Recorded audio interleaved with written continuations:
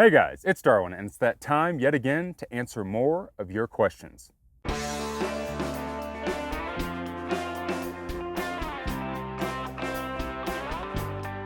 All right, so it has been a while since we've done one of these traditional Q&As. For a while there, I was doing a live Q&A called Hiker Trash Live. For some reason, you guys didn't get a chance to check those out. I'll leave a link to that playlist below. Had a bunch of awesome thru hiker guests, and I will be doing some more of those in the future. But today I figured we would just do the traditional back and forth quick fire Q&A. Now, all of the questions from this Q&A came from the community tab where I posted and asked everybody for their questions. This is usually the time in the video where I say you should go click the little bell notification so you can get notified when I'm posting over there. But this time especially, about 3 weeks ago, I did a gear giveaway. I gave away a pad, a tent, and a pack. And I posted all the winners over on the community tab, and only one person has gotten a hold of me. So there's still a pack and a tent that don't have a home. So if you left a comment in that video, go over and check out the community tab. And I guess hit the bell notification if you want to be notified the next time I post over there, whether it's a giveaway or it's some sort of a link to something that I have going on, maybe a meetup, or when I'm asking questions for a Q&A. All right, so let's get into it. Have you enjoyed living outside of the van life? Do you think you'll get back into van life again? Yeah, I have enjoyed not living in a van for the past year. Well, it's kind of coming up on a year. So for everyone that doesn't know, I used to live in a van for about 3 years, and last year I decided to settle down a little bit, get a place to have as home base while I worked on a film, and ever since I have been living in an apartment. So I really enjoy the simple things that most people take for granted, like getting up in the middle of the night to just walk into the bathroom or taking a shower. Just being able to go and take a shower, because whenever you're living in a van, you typically use things like gyms. So a lot of times I would use a Planet Fitness, and every other day we would go and drive to the Planet Fitness, get out, go in and take a shower. So it's little things like that that I'm really enjoying that I haven't had in like 3 years. But to be honest, I do miss living in a van. I miss basically camping every single night and staying in a different spot and constantly traveling. So I do miss that aspect of it. The apartment thing is just something we wanted to do for a little bit to kind of really get everything structured of what I'm working on for the next year, and then we might go back to living in the van. Have you ever gone too light and discovered that ultralight hiking was miserable without something? Yeah, actually in 2017, I was doing a section hike on the Arizona Trail, and I decided for the first time ever to go with a thin torso length foam pad. It was like a Z-Rest that I had cut up, and I was like, well, I'll go really ultralight. I don't need a big inflatable Thermarest Neo Air pad, a big 3-inch pad, and I slept like crap. It was like a 5-day section hike, and every single night I slept terrible. I tried to pick a good campsite. I tried to lay down on like a bed of leaves or pine needles, something that was softer, but still every single night my hip would grind into the ground. I'm a pretty bony guy. I have very bony hips, so I just rolled around all night long, got terrible sleep, and then when I came back from that, that's when I went back to using a 3-inch pad. So I'm not a foam pad guy. I just can't rock it. I actually envy people that can carry something like a foam pad because it's so easy just to throw it on the ground and go to bed. But recently, I've kind of split the difference, and I started using the Thermarest Uberlight, which is what I'm using for the Highline Trail and the Colorado Trail, and I'm digging it quite a bit. I know some other people have had issues with it and getting holes in it, but now I have had it up at higher elevation. I've had it on rock, I've had it in the desert, and I have yet to get a hole in it, knock on wood. But yeah, I'm enjoying that. So I think that there's a balance, but ultralight for me is more about having a simple kit and really less about the weight. So yeah, that was the one time that I was pretty miserable when going to ultralight. Are you going to be doing more bike packing routes? Oh yeah. So in the fall, probably September, the end of September, I have a bike packing route planned down in southern Arizona around Patagonia, Arizona. It's called the Sky Island Traverse. So I'm planning on doing that with a couple buddies.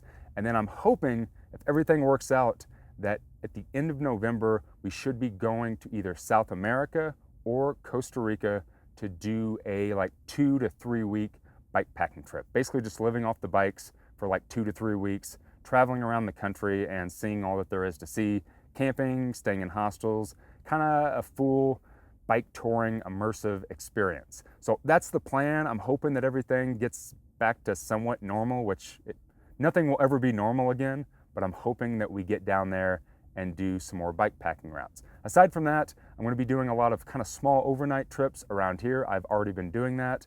So I'm going to get the Highline Trail out of the way, the Colorado Trail, and then I'm going to start my bike packing season. I'll probably start making some more bike packing media here on the channel if you guys want that. Hey Darwin, so my question has to do with frameless backpacks and sweaty back. I was hiking with my Waymark Thru on a day hike the other day, got to the summit, just drenched in sweat. Super gross, I know. But do you have any tips for dealing with that? Any tricks, perhaps? Or is this just an embrace the suck kind of moment? Would love to know. Hike on, brother. Yeah, the sweaty back thing is just something that happens. Every single frameless pack I've ever had has given me a sweaty back, and I sweat a lot, so I really get a sweaty back. It doesn't matter what shirt that I'm wearing, if I'm wearing a short sleeve or a long sleeve, and that doesn't matter if I'm using a pack made of DCF or Cuban fiber or a pack made of X-Pack. They all make my back sweat. I think it just comes with the territory. What does Darwin do when he's off the trail? What's your entertainment choices? Movies, games, or night out on the town? Maybe a little behind the scenes on Darwin. I think that I'm pretty normal when I'm off the trail. I don't really do anything different than anyone else. I like to watch movies, whether it's a documentary or some sort of Hollywood flick, some sappy movie or something. And yeah, every once in a while we go out for beers. I don't really do anything that exciting whenever I'm not on trail. I'm usually actually working on media. My main passion, my hobby is taking photos, shooting video. I love to edit video. I love to do this for you guys. So this is typically what I do when I'm not actually hiking on trail. I'm working on media that I shot while I was out on trail. And aside from that, yeah, we just do normal people things. I make dinner, we sit on the couch. Yeah, I'm kind of boring. I love this question. How does one get involved in the trail community or trail associations? So as far as getting involved in a trail community, just get out on the trail and hike. Go to different trail events like AT Trail Days or PCT Days when they have them. They didn't have them this year. Or share your media. You know, one of the ways that I stay connected to the greater trail community was by making YouTube videos. That's why I started the channel. That's why I started doing all of this, so I could share my information, so I could make things and contribute to the trail community. So maybe start a blog, maybe do an Instagram account, do something to where you can share your information and your thoughts and your opinions about hiking and stuff like that with everyone else. I think that's the best way to really stay connected to the trail community, aside from just getting out on the trail and hanging out with other hikers. Now, as far as trail associations, there are tons of trail associations that need work all the time. A lot of them are based off of volunteer hours. So just reach out to your local trail association. If you're in Arizona, get a hold of the Arizona Trail Association and see if you can go out for a weekend and swing a pickaxe. See if you can go pick up trash on the trail. Regardless, reach out to your local trail association and see what you can do to help. So, no underwear, no rain pants, one pair of shorts. How do you do laundry without getting arrested for indecent exposure? How do you know I have not been arrested for indecent exposure? So what I typically do when I get into a town, whether I'm staying at a hostel or a hotel, is I will take all of my clothes except for my shorts, and I'll go throw those in the laundry. As soon as I put them in the laundry, I'll go jump in the shower with my shorts on.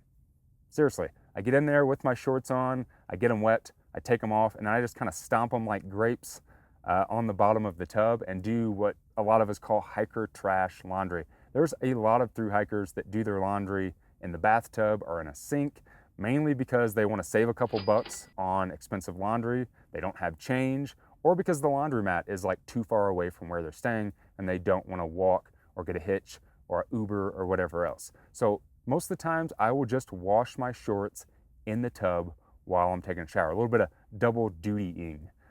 Is that a word, dutying? Yeah, we'll go with it. Double dutying.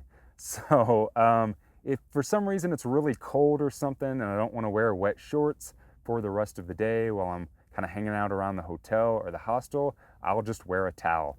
And still, I do the same thing. I'll wash my shorts in the shower, and then maybe I'll go take them and throw them in the dryer real quick. Now that you're in Arizona, what's your favorite hike or backpack trip in Arizona aside from the AZT or Grand Canyon? So lately, I actually went down and did a trip in West Clear Creek Wilderness.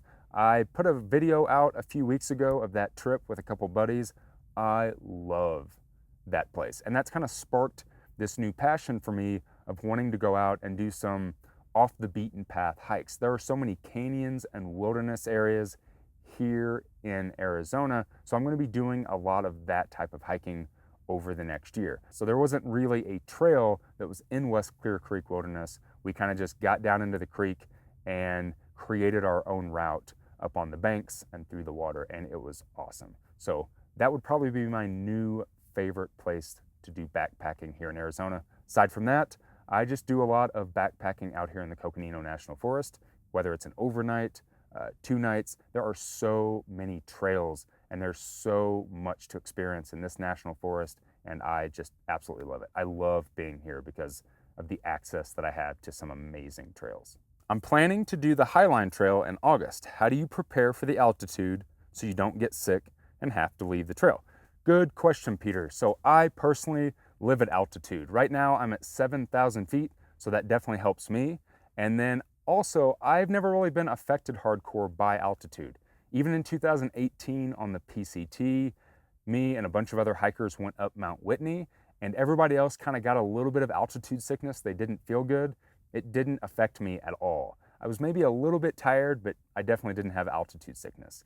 If you don't live at any type of higher elevation where your body's just kind of naturally adapted to that, I would highly suggest that you get to Salt Lake City a little bit early, maybe 3 days, more if you can, and go out for some day hikes. Go out and get into some higher elevation and get your body adjusted to the altitude. Because if you go up into the Uintas and you're not adjusted to it in the first handful of days, you could start feeling kind of sick. What modifications do you make to your gear setup when you and Snuggles hike together? Do you upsize your tent or use 2? Do you change to a higher volume water filter system like the Gravity Works? Any cook set changes. So these days we use a separate kit. She has her tent, I have mine. She has her cook system, I have mine. And the main reason is if we get split up for some goofy reason on the trail, or maybe one of us gets lost or something, we both have our own setup. The other reason is we have a different style of hiking and a different style of gear. I personally like using single wall, single trekking pole DCF tents, and Snuggles likes using a freestanding tent. And sometimes I like cold soaking still. Snuggles can't stand the taste of cold, mushy couscous, so she always uses a stove. So nope, we don't do anything special when going out together. All right, guys, last question of the Q&A. Why do you do this? What is this to you? What do you get out of your lifestyle? Sum it up in 1 or 2 sentences. So first off, Brian, I can't sum anything up in 1 or 2 sentences. I like to talk. I'm a storyteller. Sometimes I ramble, but I'll try my best. What this is for me is my way of giving back. I love to create media for people. I love to inspire people. When I got off the AT in 2015, I needed to feel connected to the hiking community. I wanted to do something. I wanted to take what I had learned and what I had been inspired by getting out on the AT from other people and share that with new people and hopefully inspire them to go out and do the same. So that's why I kind of altered my entire lifestyle the way I altered it, by living in a van for 3 years, by constantly traveling, by starting this YouTube channel. From going and starting Outdoor Evolution, it was really all about inspiring other people through what I can create. Whether it's video, whether it's photo, whether it's write-ups over on the website, no matter what it is. So that's really what all of this means to me. So that was definitely more than 1 or 2 sentences, but hopefully that gives you a little bit of an insight on why I continue to do this, why I started doing this, and why I love to do this. It's all about inspiring you guys. All right, guys, that's going to do it for this Q&A. Thanks for all of the awesome questions. Again, if you want to ask a question for the next one, if you want to be notified when I'm going to be doing one of these, go up and hit that little bell notification icon. And definitely go check out the community tab, especially if you left a comment on that gear giveaway video. I still have a pack and a tent that don't have a home, and hopefully I won't have to redraw those names.